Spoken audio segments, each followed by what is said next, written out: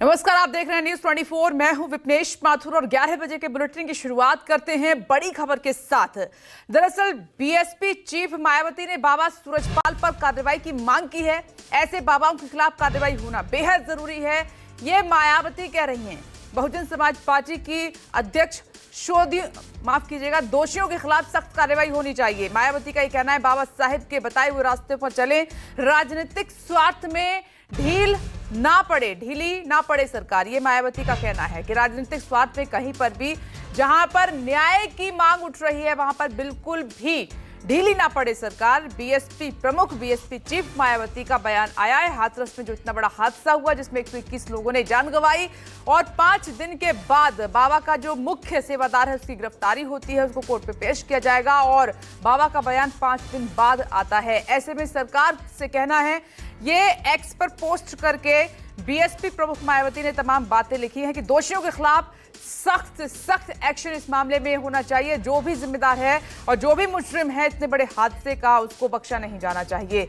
वहीं सरकार के लिए कहना है कि बिल्कुल भी ढीली ना पड़े। ऐसे मामलों में सरकार ऐसे बाबाओं के खिलाफ सख्त कार्रवाई करे, दोषियों के खिलाफ सख्त कार्रवाई हो। मायावती का ये कहना एक के बाद एक उसने कई पोस्ट की हैं इस पूरे हादसे को लेकर। जिस दिन हादसा हुआ 2 जुलाई को, उस पर गहरा दुख व्यक्त किया। अब बीएसपी चीफ मायावती का कहना है कि अब इस मामले में सख्त एक्शन की बारी आ गई है, कि इससे काम नहीं चलेगा कि एफआईआर दर्ज कर ली, मुख्य सेवादार को गिरफ्तार कर लिया, लेकिन यह भी देखना होगा कि इसके लिए बाबा जिम्मेदार है या कोई और। तो इस मामले में अभी तक जिस एक्शन की बारी आनी है या इंतजार किया जा रहा है वो देखने को नहीं मिला है। इसीलिए बीएसपी चीफ प्रमुख मायावती ने यह कहा है कि सरकार इस पूरे मामले में बिल्कुल भी जो है ढील ना बरते, बिल्कुल भी नरम अपना रुख ना दिखाए, बल्कि सख्त इसमें एक्शन हो, एक सख्त एक्शन देखने को मिले ताकि इस तरह के बाबाओं को सबक मिले कि दूसरों की जान से खेलने का अंजाम क्या होता है।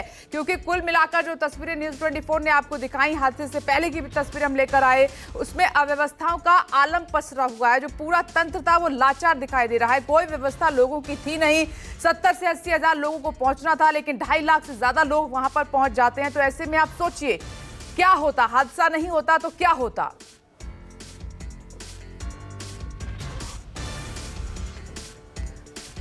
तो राजनीतिक स्वार्थ में ढील ना बरते सरकार, ये मायावती का कहना है। और अशोक तिवारी इस खबर पर हमारे साथ जुड़ गए हैं। वैसे तो मायावती पहले ही दुख व्यक्त कर चुकी हैं, लेकिन अब एक्शन की बात कर रही हैं अशोक मायावती और सरकार पे सीधे उन्होंने कहा है कि नरम रुख ना दिखाकर, ढील इसमें ना बरतकर सख्त एक्शन होना चाहिए ऐसे बाबाओं के खिलाफ।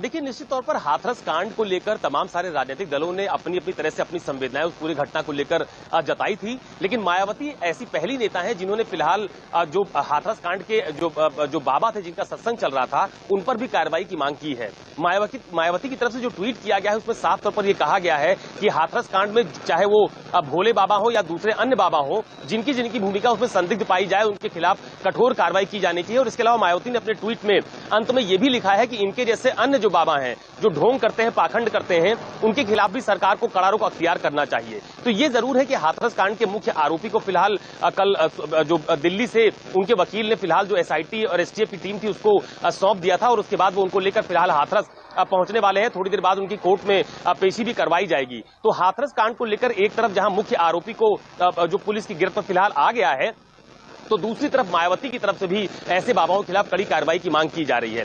एक बड़ा महत्वपूर्ण बात अभी आपने थोड़ी देर पहले कही और ये कहा कि बहुत बड़ी संख्या में लोग वहां पर पहुंच गए थे और उसकी वजह से वहां पर अव्यवस्था फैली, जिसकी वजह से हादसा हुआ। दरअसल जो एसडीएम संबंधित इलाके के एसडीएम थे, उन्होंने अपनी प्रारंभिक रिपोर्ट में भी इस बात का जिक्र किया है कि वहां तमाम सारे लोगों से पूछताछ के आधार पर कि 80,000 लोगों की अनुमति मांगी गई थी, लेकिन जिस दिन ये घटनाक्रम घटित हुआ उस दिन वहां पर तकरीबन 2.5 लाख लोग मौजूद थे।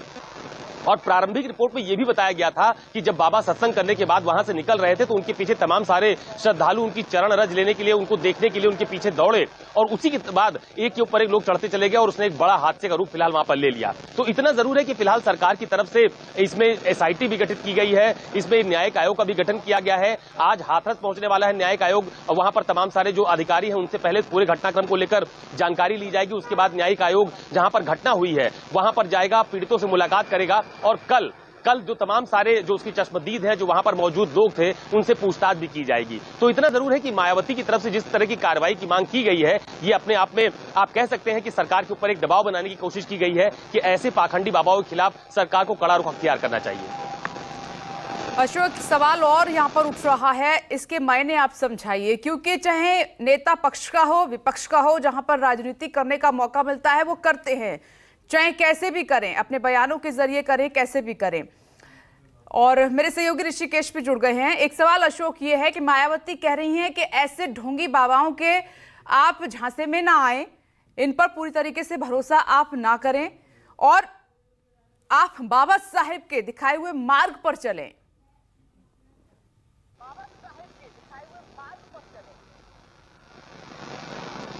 देखिए, दरअसल मायावती की तरफ से हाथरस घटना को लेकर जो ट्वीट किया गया है, उसमें एक तरफ ऐसे बाबाओं के खिलाफ कार्रवाई की मांग की गई है, तो दूसरी तरफ उनका एक बड़ा पॉलिटिकल संदेश भी खासतौर पर वर्ग विशेष के लोगों को देने की कोशिश उनकी तरफ से की गई है कि बजाय उसके कि आप किसी बाबा के अंधविश्वास में आए, उनके ढोंग और पाखंड के चक्कर में फंसे, उससे अच्छा है कि आप डॉक्टर भीमराव अंबेडकर की जो आइडियोलॉजी थी, आप अपने कामकाज को आगे बढ़ाइए, खुद सक्षम होइए और आगे बढ़िए। तो एक बड़ा पॉलिटिकल मैसेज भी मायावती की तरफ से है कि बाबाओं के खिलाफ कार्रवाई हो, उनके चक्कर मत पड़े लोग। और जो मूवमेंट है बीएसपी का या डॉक्टर भीमराव अंबेडकर का, जो मायावती हमेशा अपने तमाम सारे संबोधनों में चाहे प्रेस नोट के माध्यम से कहती हैं, उसी को आज उन्होंने आगे बढ़ाया और ये कहा है कि आप उस मूवमेंट से जुड़िए, उनकी विचारधारा से जुड़िए। तो एक तरफ कार्रवाई की मांग की गई है, दूसरी तरफ एक बड़ा पॉलिटिकल मैसेज देने की कोशिश की गई है। आप बने रहें। अशोक तिवारी, ऋषिकेश भी हमारे साथ जुड़ गए हैं। ऋषिकेश, आप लगातार मैनपुरी आश्रम से अपडेट दे रहे हैं।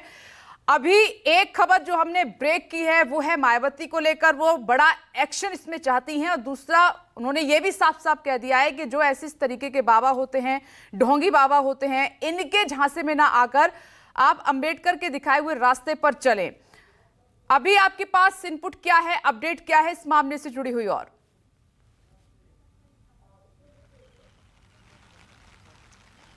विपनेश, देखिए, एक बात तो ये तय हो गया कि हम लोग जो पूरा देश और पूरी मीडिया खोज रही थी कि बाबा कहाँ हैं, तो वो अपने आश्रम में मौजूद हैं। और आश्रम में मौजूद हैं, बावजूद इसके आप इसे एक तरह से हाउस अरेस्ट कह सकते हैं। विपनेश, देखिए, मैं तस्वीर दिखा रहा हूँ, जिस गेट पर मैं मौजूद हूँ वहाँ पर आपको पुलिस का वैन दिख रहा है। इसी तरीके का इस आश्रम में 2 गेट हैं, जहाँ जहाँ भी आश्रम का गेट है वहाँ पे पुलिस का वैन है अलग तरीके से। चूँकि जो सप्लाई है, चूँकि आश्रम में बाबा मौजूद हैं और जो सप्लाई है, खाने पीने की चीज़ें हैं, दूध है, दवाई है या अन्य चीज़ें हैं, वहाँ पे अंदर से बाकायदा कोई मैसेज आता है। उसके बाद फिर यहाँ पुलिसकर्मी उनसे बात करते हैं और फिर सामान अंदर जाता है। बाबा अंदर से बाहर बीते 3 दिनों से ज़्यादा का वक्त हो गया है, बाबा यहाँ नहीं आए हैं। बाबा के वकील यहाँ पे ज़रूर आए हैं और उनके जितने भी समर्थक, कुछ लोग आने की कोशिश किए विपनेश, लेकिन वो यहाँ पे पुलिस ने वहाँ बैरिकेड कर दिए। हम लोग जब ये रिपोर्ट कर रहे हैं तो भारी मूसलाधार बारिश हो रही है और यहाँ से 500 मीटर आगे बैरिकेड किया हुआ है, जहाँ पे किसी को आने की इजाज़त नहीं है, सिर्फ पुलिसकर्मी हैं। इसके आगे के बैरिकेड पर पुलिसकर्मी हैं। तो ये बात साफ है कि बाबा कहीं नहीं गए हैं, बाबा पुलिस की निगरानी में हैं। आप हिरासत इसलिए नहीं कर रहे हैं क्योंकि पुलिस, जब यहाँ का स्थानीय जो थाना अध्यक्ष SHO हैं उनसे जब बात हुई तो उन्होंने कहा कि बाबा के खिलाफ कोई FIR नहीं है और बगैर FIR के हम क्या कार्रवाई करें। लेकिन बावजूद इसके जो बार बार कहा जा रहा है कि ऊपर का आदेश और सरकार इसमें कुछ ढिलाई बरत रही है, चाहे वो CM योगी आदित्यनाथ के शब्द को कहें कि सज्जन हैं और जो उसमें कॉन्स्पायरेटर हैं वो इसमें जिम्मेवार होंगे और उसकी जिम्मेवारी तय की जाएगी। तो मैं फिर एक तस्वीर आपको दिखा रहा हूँ विपनेश कि हाउस अरेस्ट हम लोग क्यों कर रहे हैं बार बार और बाबा की तबीयत खराब क्यों है। उनके भक्त ये भी दावा कर रहे हैं विपनेश कि बाबा उस घटना के बाद 3 दिनों का उन्होंने मौन धारण किया और अब उनका मौन टूट गया जब वो मीडिया से बात कर रहे थे।